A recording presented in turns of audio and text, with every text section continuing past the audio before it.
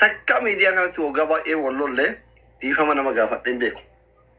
Amma wallaahi kama dhugaa rabbi dhiifama nama gaafadheen beeku. Amma waan isin jechuu barbaadu dhageeffadhaa. Isinaaf kaffa'uun barbaaduwan. Isinillee aarsuun barbaaduwan. Isuma dhugaa rabbi qalbiin dhageeffadhaa. Viidiyoolee yoo barbaadan waraabbadhaa. Yoo isin waraabbatuu baattanillee warri follow barbaadu fi warri YouTubein barbaadu warri Facebook takka jiru. Ila jalqaba irratti an jechuudha. Ani akkamitti uf beeka beektanii?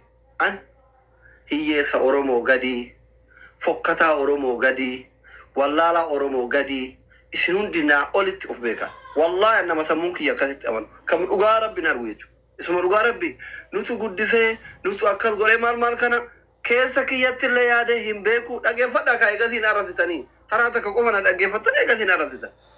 Isin galee miti.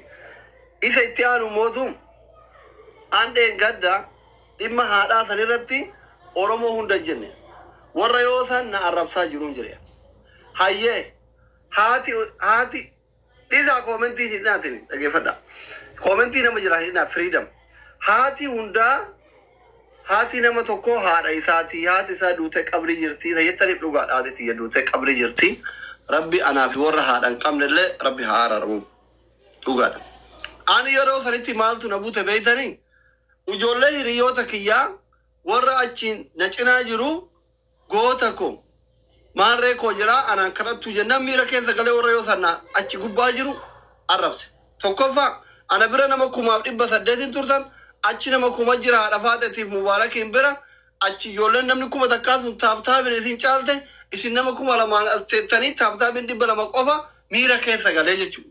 Isin galee miira keessa galee geemii taphataa jira waan ta'eef jaraa taabtaab godhaa anaan kadhattu jettan yoo kadhattuu taate nu sadiinuu kadhattu wal nu qixxeessaa jennaan diddan isin galee maaliif na holtanii jedhee miira keessa galee isin arrabse na holtan jechuudha. Achitti miira keessa galee kanaafi ani wallahi na holtan because isin yoo na holtan illee jarri diddiimaa gagabbataadhaa ani gurraattii tanaa rakkattuu biyya baqqaa jirtu sana naaf gala namni kenna uffataan bifaan bakkaan nama madaala isuun irra daallo ani akkatti fudhe malee isin hunda Oromoo hunda haadha nama hunda arrabsu miti.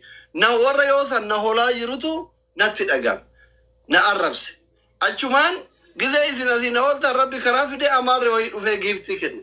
Giiftii amaartichi naa kennellee ka yeroo sanaadhaa faaxetiif mubaarak irra naa kennan baane malee giiftii duraanii miti. Ana fooloyyuu amaarri na gooteen beektu amaaraa afaan amaaraan beeku isinii galee warri dhugatti amantan karaa malatti na fudhattanii natti zannii baddan karaan yeroo san itti yaade karaa adallaa yeroo kanaati malee hammeenya biraa isinirraan qabu haadha namallee arrabsu kaayyoon qabu namoonni karantaanitti viidiyoo murame fudhattanii zannii natti baddan dhugaadha haati teessan haadha tiyya haadha teessan kanammootu isinuyyuu gaafa harmeti dhukkubsatte na waliin rakkataa turtanii I'm so sorry. Dhiifama guddaa. Ani kun takka nama meeqa wallolee dhiifama gaafadheen beeku. Hawaasa kiyya jaalatamaaf kabajama. Hawaasa TikTok. Ummata TikTok. Ummata suuraa nama yoo fedhe gad deebisu. Yoo fedhe ol deebisu. Kara maletti zannii natti baddani. Amma haadha caalaa wanni miira isin galche amaara giiftii naa kennaa jira jedhe. Lakki. Anjechi kiyya duraanirraa amaarri naa kennaa ture miti. Geemima yeroo san daqiiqaa 5 qofa kanaa kennaa ture amaara. Sila amaaruu giiftii kennaa jira. Taabtaabin gootanii. Ijoolleen na jaalatan waraaba bakka kana. Keessattuu warri akka Roozii, warri akka Sabriya, warri akka Biiftuu waraaba. Haasinni waraabu. Kana namummaa namaa jibbina. Ani giiftiin an baanu giiftii yeroo san gizee tapha daqiiqaa 5 san taphataa turre amaartichi naa kenne isin taabtaab godhuu dinnaan amaartichi naa kenne san baana malee ka duraan gaafa TikTokii banadherraa as dhufee miti. Namni akkanaa Oromoon giiftii kenniteef hin jiru wallaahi dhaziim hin jiru. Sini galee waan sanitti faallaa warri natti fudhattan I'm so sorry dhiifama guddaa iqirta si galee.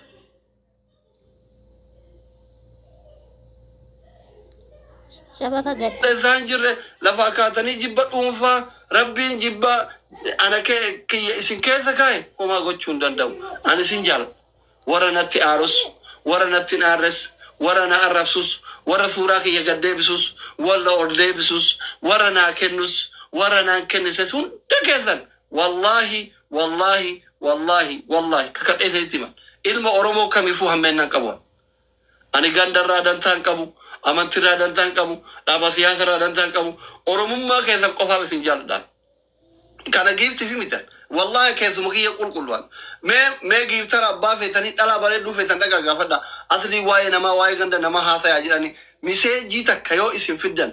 Wallahi wallahi yoo ati isin ajjeefama jettanii suura kiyya gala gaddeebisuu miti. Asliin akkana jedhee shire ajjeefamuu qaba jettan wallahi wallahi isini uffannisan isini galeen kanum I'm so sorry dhiifama ani wannoo miti ani jibba nama kamitu jibba ganda kamitu jibba nama dhuunfaa kamitu jibba nama siyaasaa kamitu jibba nama amantii kamitu nama qabu miti I'm normal yeroo adallaameetiin girrigirriin baay'atu miira keessa galee nama arrabsuu waan kiyya homaa gochuu hin danda'u suusno nama arrabsuu suusno inji naal xilaacha naal saba kiyya xiqqeessu ara kaayyoon qabuan isini galee karaa kanaan taradda'a. Eshi warri giiftii kennitan immootu giiftii dhaba giiftii keessan kana yookaan uummata natti kaakayu. Afooyna lillahi. I'm so sorry. Namoota dhiifama beektaniif dhiifama. Yoo isin naa dhiiftan badii keessa rabbi isinii dhiisa kan isin dhoysatti dalaydhan. Inni dhugarraa natti argan jechuudha. Ka yaada kiyya karaa malatti fudhattan dhiifama guddaa. Warri mootuu jibbaa dhuunfaa akkanumatti argaa kiyya jibbitan immoo homaa isin gochuu hin danda'u. Yoo dandeettan ofirraa biloo kana godha yookaan immootu yoo akka carraa isin gaafa isin arge biloo ofirraa isin godha homaa rakkoon qabu jechuudha. Maal goona miidiyaa waliin jiraanna bakka akkas malee bakka dhiifama. Ishii faamilee nama kuma sadii dhibba tokkoon as jirtan naa nyaatu kaftoon nyaalene. Ani yoo isin ofii wal arrabsitaniyyuu kafanyal wallahi. Kan isin aarsu miti. Haala amma Oromoon keessa jiru kana laaleen ikafan nyaalani. Yoo sabni kiyya gandaa fi lagaan gareen gootiin ijaaramee wal qoodu wal arrabsu baxaam ikafan nyaal wallahi ka dhugaa rabbi. An namoota waggaa dheeraa natti dhiyaatan na hubatan baay'ee jira. Baxaam namni ikafan. Ufii kiyya isin as kafa'u miti yeroo isin wal arrabsitaniyyuu ikafan nyaal. Ani yeroo namni meeqa miskiinni meeqa na arrabsu maa deebisuu fi nama wallaaleti mee ufii wal arrabsuu dhiisanii ganda walii arrabsuu dhiisanii anumayyuu ajandaa godhatanii haa arrabsan jedhe callisa balu ijoollee guyyuudhaan arrabsan meeqa jirama.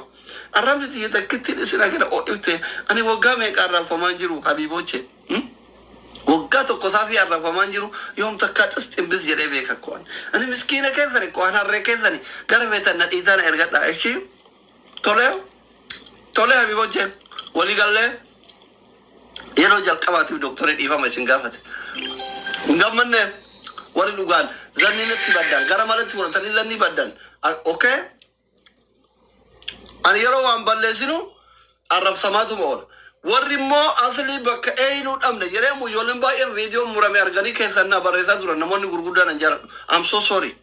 Eshi hunduma keessanuu I'm so sorry. Eshi akkas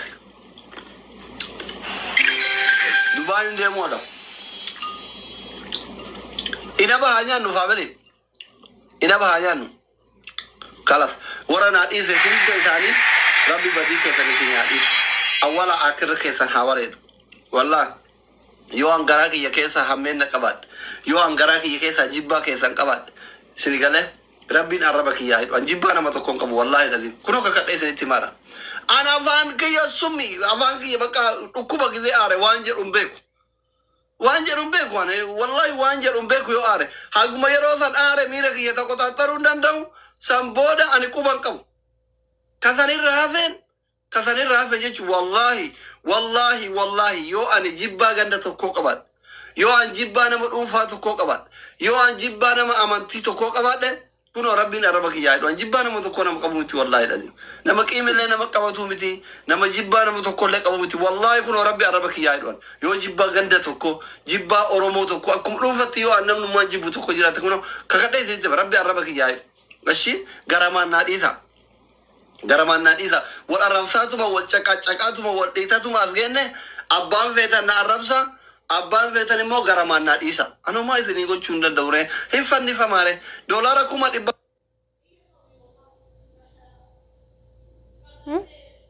sana nyaadhu dura mee qoyaa ka honaan tarree barganaa mallee hin injifadhe malee hin fudhanne wallahi hin fudhanne. Si malee hin fudhanne kana. Wallah ammoo ijoolleen gariin an naa gala.